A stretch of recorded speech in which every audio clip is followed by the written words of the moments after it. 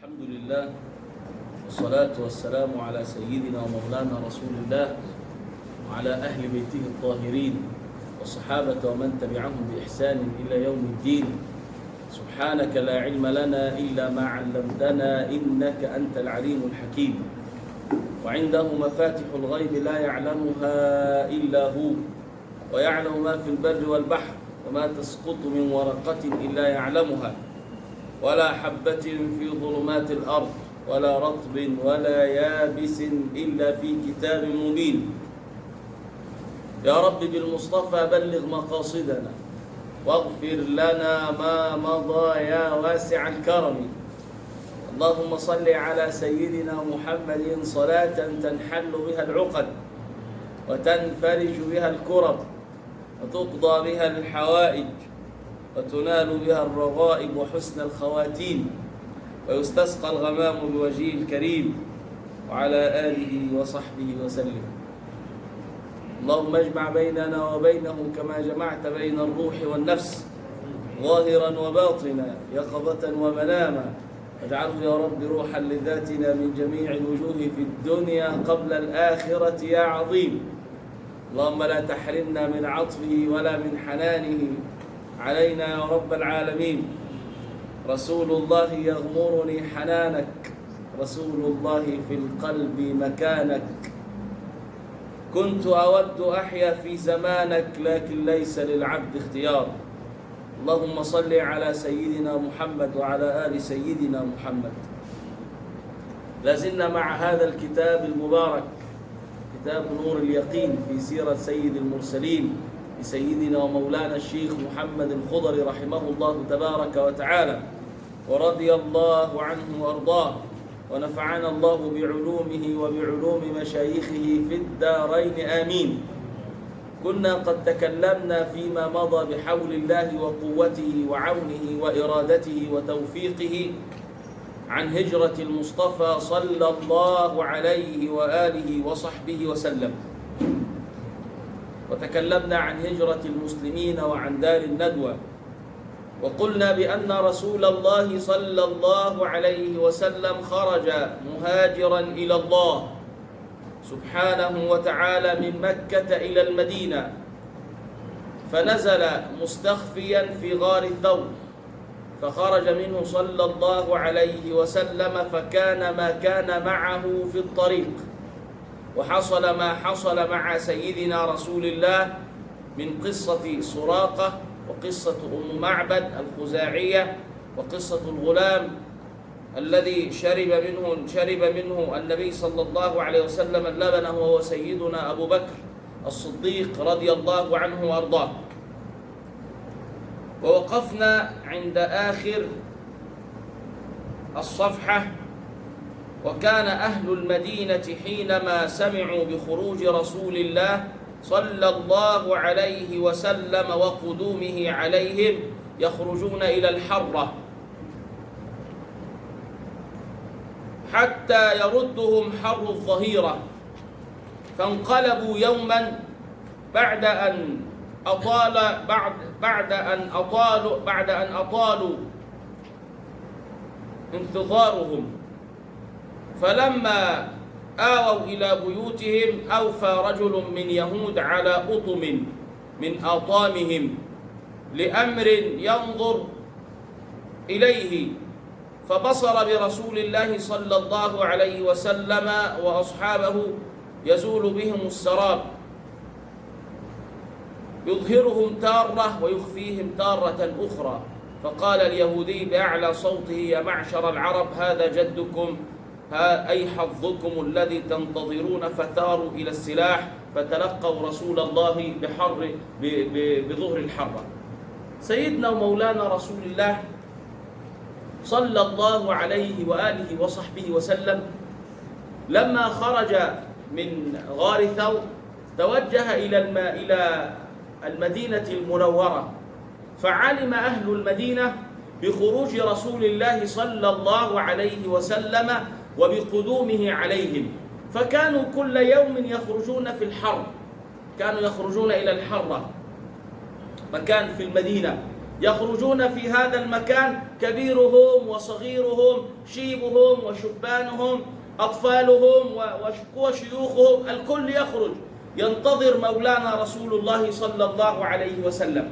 فكان إذا اشتد عليهم حر المدينة والحر شديد كانوا يدخلون إلى بيوتهم ثم يعودون مرة أخرى، وظلوا على هذه الحالة حتى جاء إليهم سيدنا رسول الله صلى الله عليه وسلم.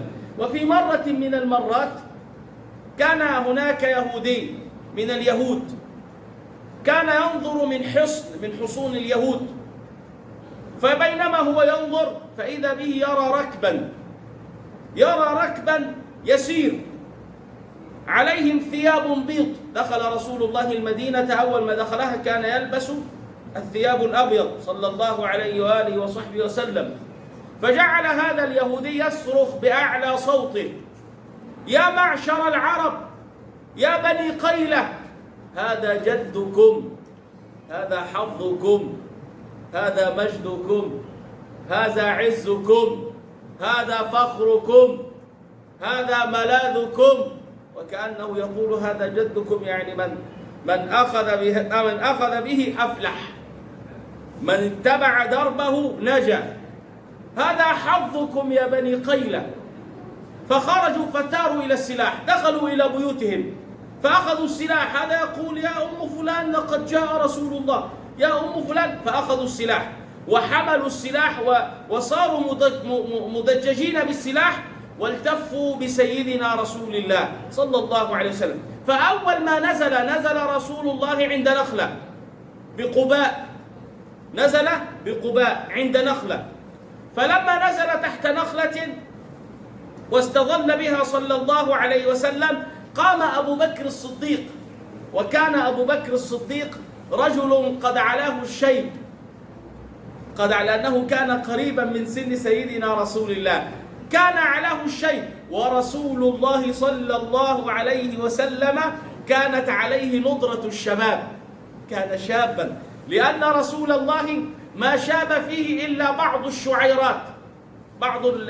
بعض الرواة ذكر بأن هذه الشعيرات كانت 14 شعرا، والآخر ذكر بأنها كانت 20 شعرا، وذكروا في بعض أنها كانت 17 شعرا. وكان إذا دهن وراهن الدهن يعني لم تظهر هذه الشعيرات. فالنبي صلى الله عليه وسلم ويوم أن ارتقت روحه على الخلقة الأولى كما خلقه الله سبحانه وتعالى. فلما قام أبو بكر وكان رجل علاه شيء جعل يكلم الناس، والنبي جالس لا يتكلم بأبي وأمي. فجعل أبو بكر يكلم الناس ويذكر الناس. فكان كل من يأتي من أهل قباء لا يعرفون رسول الله يظنون أن الذي يتكلم هو من؟ هو رسول الله صلى الله عليه وسلم. كل من يأتي لم يرى رسول الله من قبل، أبو بكر يتكلم يظن أن هذا هو رسول الله. ولعل البعض يقول يعني كيف وصل بهم الأمر أن يظنوا أن أبا بكر هو رسول الله. إن أبا بكر كان تابعا لرسول الله بكل كيانه، بكل ذرات جسده، بكل حركاته، بكل أنفاسه، كان تابعا لرسول الله. فلما كان كذلك صار جزءا من المتبوع، صار جزءا من سيدنا رسول الله. فكان أبو بكر يتكلم بروح سيدنا رسول الله، فكان كل من يراه كأنه رأى رسول الله. فلما رأى أبو بكر الناس ينظرون إليه ويظنون أنه هو، جاء بعض الشمس إلى سيدنا رسول الله، فقام أبو بكر بردائه ليظلل رسول الله، فعرف الناس أن الذي يجلس هو من؟ هو رسول الله. فأقبلوا على رسول الله صلى الله عليه وسلم بحفاوة وبحب وترحاب، أحدهم يقبل رأسه، وأحدهم يقبل يديه، وأحدهم يقبل أقدامه الشريفة. فقام بهم سيدنا ومولانا رسول الله صلى الله عليه وسلم حيث العلو إلى قباء يمينا، وهذا إن دل فإنما يدل على أن دين رسول الله يعلو ولا يعلى عليه، وأن رسول الله يعلو ولا يعلى عليه. هذا من باب التفاؤل. النبي صلى الله عليه وسلم سلك الطريق الأعلى، لأن دينه دين علو، دينه دين عز، دين منعة، دين قوة، دين نصر، دينه باق إلى قيام الساعة. فأول ما نزل صلى الله عليه وسلم نزل على رجل يقال له كلثوم ابن الهند. احفظوا هذا الكلام وتدبروا. نزل على رجل يقال له كلثوم ابن الهند، وكان شيخ بني عمرو بن عوف. كان هذا كلثوم بن الهند رضي الله عنه وارضاه، وكان شيخا كبيرا مسنا، كان شيخ بني عمرو بن عوف بقباء. هذا الرجل نزل عليه سيدنا ومولانا رسول الله، فكان هذا البيت هو بيت الضيافة. قالوا بأن رسول الله أول ما نزل على أسعد بن خيثمة. أول ما نزل على إيه؟ على أسعد بن خيثمة رضي الله عنه وارضاه. ولكن جمع بين القولين على أن رسول الله صلى الله عليه وسلم إنما نزل في ضيافته وفي مبيته وفي أكله وفي شربه على كلثوم بن الهند، وكان في استقباله للناس كان ينزل على أسعد بن خيثمة، لأن أسعد كان أعزب، لم يتزوج. فرسول الله صلى الله عليه وسلم كان يستقبل الوفود التي تأتيه مبايعة ومرحبة، كان يستقبلها في بيت من؟ كان يستقبلها في بيت أسعد بن خيثمة. سيدنا أسعد بن خيثمة رضي الله عنه وارضاه أقبل على رسول الله وبايع رسول الله صلى الله عليه وسلم البيعة، وكان محبا لرسول الله. فلما جاءت غزوة بدر قال له أبوه خيثمة: يا بني إني أشتاق إلى الجنة، إني أشتاق إلى الجنة، فدعني أخرج مجاهدا مع رسول الله لعلي أن أدخل الجنة. فقال: والله يا أبتي لو كان غير الجنة لآثرتك عليها. هذا الجنة دي ما ينفعش إن أنا أسيبها لك. فقال: يعني وما نصنع يا ولدي؟ قال: نضرب قرعا. فضربوا فاقترعوا فيما بينهم، فطاشت السهام فخرج السهم على سيدنا أسعد بن خيثمة، فخرج مجاهدا مع رسول الله فاستشهد في غزوة بدر رضي الله عنه وأرضاه. سيدنا رسول الله صلى الله عليه وسلم لما نزل على الصحابي الجليل كلثوم بن هند، فنال كلثوم بن هند رضي الله عنه وأرضاه شرف الصحبة وشرف الإيواء، لأنه آوى رسول الله صلى الله عليه وسلم، ونال شرف المنعة لأنه منع رسول الله صلى الله عليه وسلم، ونال شرف مبيت رسول الله في بيته صلى الله عليه وآله وصحبه وسلم. فحاز من المناقب ما لم يحزها أحد غيره. وهذا إن دل فإنما يدل على فضل الله الذي يؤتيه لمن يشاء. هذا فضل الله. هذا كلثوم بن هند كان رجل كبير، أراد الله له الخير فشرفه بجلوس سيدنا رسول الله عنده، بل نال شرف أن أول مسجد بني في الإسلام على الإطلاق كان من بيت كلثوم بن الهند، مسجد قباء. كان له مربد، هذا المربد يقال المربد هذا هو الذي يجفف فيه التمر، كان مربدا لكلثوم بن الهند. فالنبي صلى الله عليه وسلم قام إلى هذا المكان، فقام النبي صلى الله عليه وسلم فوضع فيه أول لبنة وضعها رسول الله، وضعها في هذا المسجد.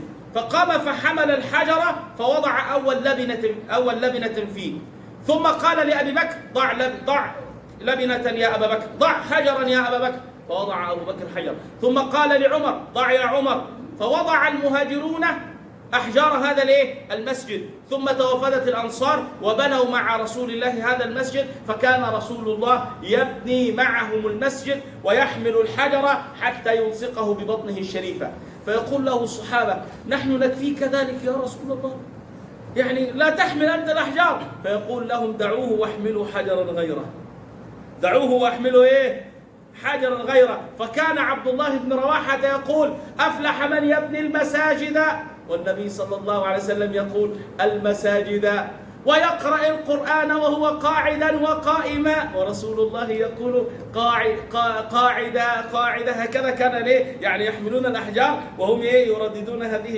الأبيات. فبنى النبي صلى الله عليه وسلم أول مسجد بني وأسس وبناه على جهة بيت المقدس. كانت قبلة المسلمين الأولى هي بيت المقدس. بنى النبي صلى الله عليه وسلم هذا البيت ولم يكمل البناء، وإنما قام بنو عوف فبنوا هذا البيت وأكملوه. فكان النبي صلى الله عليه وسلم كان يحن إلى قباء وكان يشتاق إلى قباء، فكان يأتيها كل سبت، كان يأتي إلى قباء زائرا كل سبت صلى الله عليه وسلم، وكأنه يتذكر هذه الذكريات ويتذكر هذه الدار التي نزل فيها، هي أول دار أوته من دور الأنصار، صلى الله على سيدنا رسول الله صلى الله عليه وآله وصحبه وسلم. كان النبي يقول: من تطهر في بيته وخرج إلى قباء فصلى ركعتين فكأنما أقام عمرة. صلاة ركعتين في قباء بعمرة. النبي قال ذلك للصحابة من باب أنه كان يسليهم. الصحابة المهاجرون لما خرجوا من مكة المكرمة يعني عز عليهم فراق الكعبة، كان هذا بالنسبة لهم أمر شاق على نفوسهم، فكان الواحد ربما كان يحن إلى الكعبة، ربما كان يجد في نفسه الحنين والشوق، فأراد النبي أن يسليهم عن ذلك، فقال: من صلى ركعتين في قباء فكأنما أدى عمرة. فكان الحمزة وكان أبو بكر وكان عمر وكان بلال وكان عمار كل أبو سلمة، كل واحد كلما أخذه الشوق والحنين ذهب إلى قباء.